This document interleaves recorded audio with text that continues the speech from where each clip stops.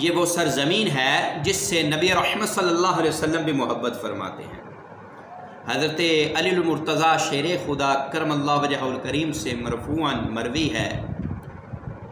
فرماتے ہیں اطیب ریح فی الارض الہند اہبط بها آدم فعلق شجرها من ریح الجنت، کہ سب سے بہترین ہوا سرزمین ہند کی ہے۔ سیدنا آدم وہیں پر اتارے گئے اور آپ نے وہاں جنت کا خوشبودار پودا لگایا۔ علامہ اقبال رحمۃ اللہ علیہ آپ نے بھی کیا خوب فرمایا کہ میرے عرب کو آئی ٹھنڈی ہوا جہاں سے، میرے عرب کو آئی ٹھنڈی ہوا جہاں سے، میرا دیس وہی ہے، میرا دیس وہی ہے۔ یہ وہ مقدس ملک ہے جہاں سے غزوہ ہند ہوگا۔ سیدنا ابو ہریرہ رضی اللہ تعالی عنہ آپ سے مروی ہے کہ وعدنا رسول اللہ صلی اللہ علیہ وسلم غزوۃ الہند فإن أدركتها أنفق فيها نفسي ومالي فإن أقتل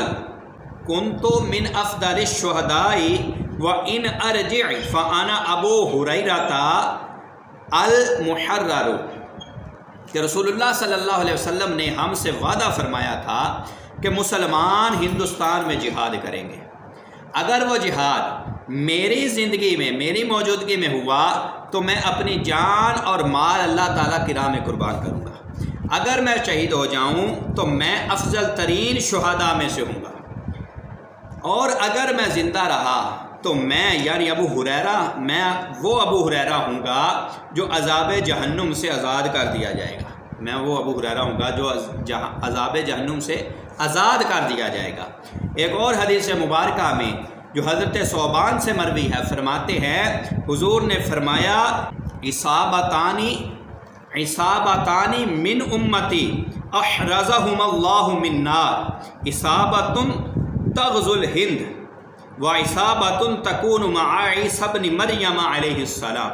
کہ میری امت کے دو گروہ اللہ تعالیٰ ان کو دوزخ کے عذاب سے بچائے گا،